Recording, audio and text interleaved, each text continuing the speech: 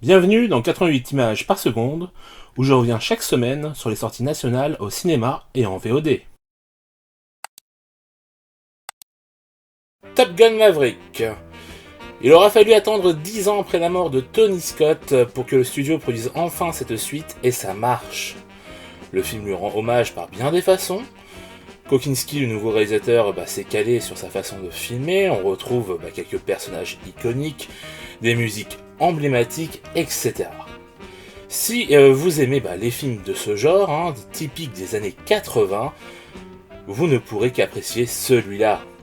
Car on retrouve ce style, même à travers la réalisation, la façon d'écrire le scénario, qui n'est d'ailleurs qu'un mix entre le premier Top Gun et la fin de l'épisode 4 de Star Wars.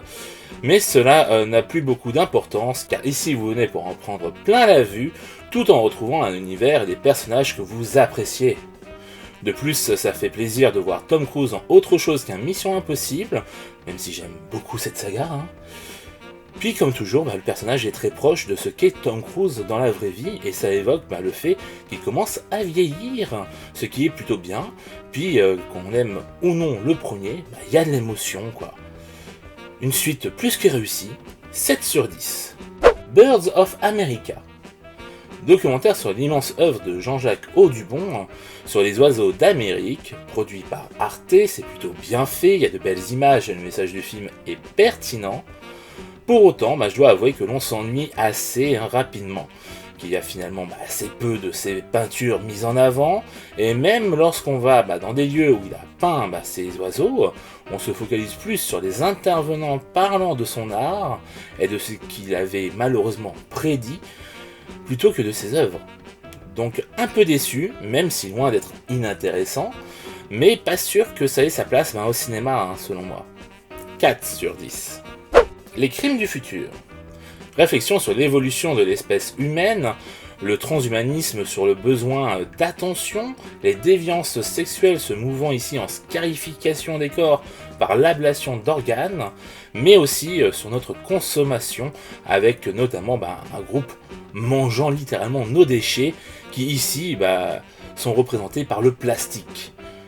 Comme souvent, c'est bizarre, même si l'histoire est plutôt simple, et à la fin, on se dit, tout ça, juste pour ça? C'est assez faiblard, je trouve. Visuellement, on est proche d'un Existence. Je trouve la direction d'acteur assez mauvaise, la réalisation n'a rien de transcendante, les décors assez peu nombreux et les accessoires, on se demande si ce n'est pas là pour rien, comme la chaise de déjeuner. Qu'est-ce qu'elle fout là? Bref, un Cronenberg mineur sur lequel vous pouvez faire l'impasse, même si la BO est bonne. 5 sur 10. Land of the Sun. Film apocalyptique à la réalisation et photographie de qualité, mais qui souffre terriblement de son rythme et de personnages peu intéressants, vu que l'histoire se focalise plus sur la situation. Par moments, on pense à Canine de Yorgos Lanthimos, même si ça ne lui arrive pas à la cheville non plus, faut pas déconner. On sent une volonté de bien faire, mais c'est déjà vu.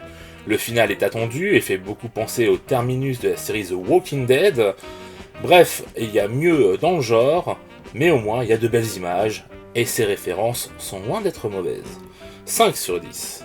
Raging Fire. Thriller d'action hongkongais avec en vedette Donnie Yen. Le scénario est assez classique mais efficace. C'est plus au niveau réalisation que le bas blesse. La première heure passée, ça devient vraiment long, les chorégraphies ne sont pas toujours réussies, les combats, qu'ils soient au corps à corps ou en gunfight, ont souvent des ratés.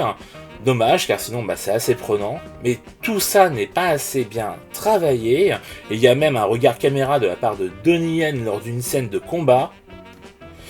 Le tout forme un résultat assez médiocre, d'où sa sortie en direct ou DVD probablement. 5 sur 10. Emergency. Un film sur le racisme ordinaire, la peur de l'autre, l'altruisme, la lâcheté, l'amitié, l'adolescence tout simplement, lorsqu'on est noir ou latino aux États-Unis. Le traitement fait très teenage movie basique, le casting va d'ailleurs dans ce sens. Pourtant, la réalisation arrive à maintenir une tension permanente et à délivrer un message important et fort. Ce n'est pas ça qui changera les choses, ni même qui ouvrira les yeux aux hypocrites, à l'instar du couple les filmant et les traitant de dealers juste à cause de leur couleur de peau, alors qu'ils arborent fièrement une pancarte Black Lives Matter devant chez eux. Ça fait plaisir. Encore un film qui nous rappelle, comme il est bon, de ne pas être américain, 7 sur 10. The Last Thing Mary Saw. Film d'horreur à l'histoire des plus classiques. Ça aurait pu être sans grand intérêt si le casting et surtout l'ambiance du film n'étaient pas présents.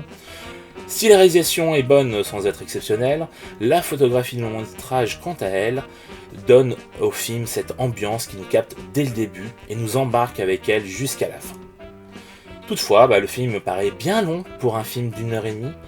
Je pense que son découpage en chapitres n'y est pas pour rien. Finalement, on passe un bon moment, même si ça manque tout de même de folie. 6 sur 10. The Fest.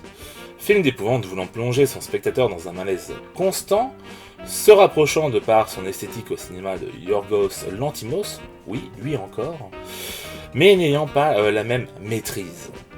C'est plutôt bon, mais la fin manque cruellement de subtilité, et le film n'allant pas assez loin dans l'inquiétant, le dérangeant, a pas mal de longueur. Cependant, ça reste très efficace, et pour un premier long métrage, c'est prometteur. Réalisateur à suivre. 6 sur 10. Voilà, c'est tout pour les films de la semaine. Il n'y a pas un film à mettre en avant, encore une fois, c'est assez pauvre en ce moment. Et j'ai bien l'impression que plus ça va aller, jusqu'à la fin de l'été, je pense qu'on va pas avoir grand chose.